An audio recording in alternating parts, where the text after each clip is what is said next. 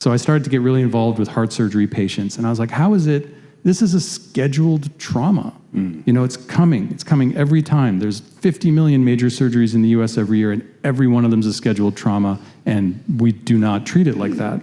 And how is it that every surgery patient goes into surgery and doesn't talk to anybody who's been through it, the only people who they can relate with? Nobody talks to anybody who's been through it. I mean, I'm just like, how the hell is this possible? So then I started just going down the path, and I started doing a research project with my hospital, and I said, let me coach some patients before they go into surgery, and I guarantee you it'll change their rates of anxiety and depression, and I guarantee you they'll go to rehab. Yep. And if you do those things, then you change all the cost metrics and all the depression metrics.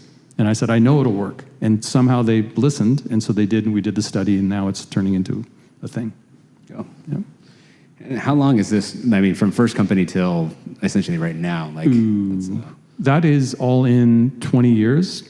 From the episode I was talking about with depression and then coming out of that, that's a year and a half, not that long. Yep. So it's not that long ago that all happened. But then I started to study it and started to see that this is actually, over the last 20 years, our understanding of how trauma works, our understanding of how to clear trauma, and our understanding of neuroplasticity have all been well studied. Yep. So there's you can learn, there's things out there about how it works. Basically, it's similar to, you know, we all have trauma. Everybody has trauma from different parts of their life, and we all deal with it in different ways.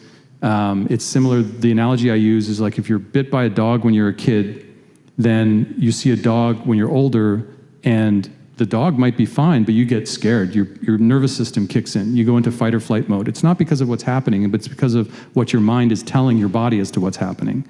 Your body only exists in the present moment. Your mind can convince your body that all kinds of different things are happening. If you clear the trauma, it's just a dog. It's the same dog, right? But your reality first was, that dog's scary, I need to protect myself, my nervous system kicks in. Now, if my nervous system stays kicked in, that's chronic stress.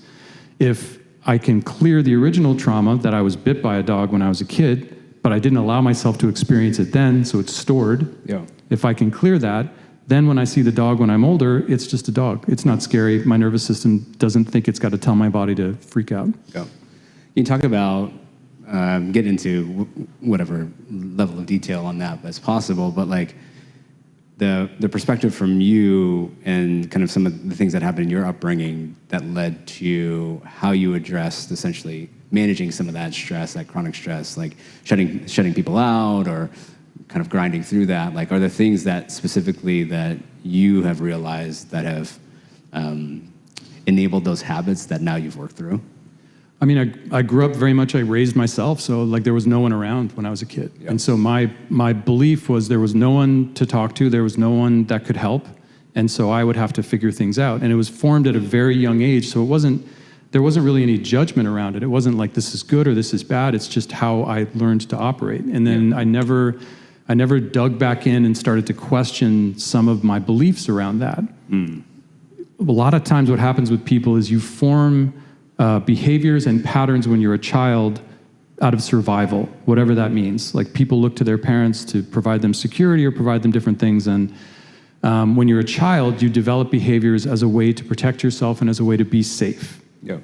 When you become an adult, you don't need those anymore, but you don't necessarily know that you don't need those. And so those then become baked into, you know, really complex, deeply embedded patterns of behavior that we all have. You know, so like if you're a founder and, you know, you go and you want to meet with an investor and then suddenly the investor becomes your dad. You know what I mean? Yeah, so you get all weird because you're trying to raise money from someone that's not your dad. You know what I mean? But to you, this authority figure who holds the keys to you getting something that you want, right, represents your father. So I forget the question, honestly. No. In this, maybe from a founder perspective, since we have so many founders here, it's like going back and reflecting on your personal experience. There's been 20 years of work that's been put into this for you. How would you go back and address or reprioritize your own personal, mental, emotional, physical health while starting this next company?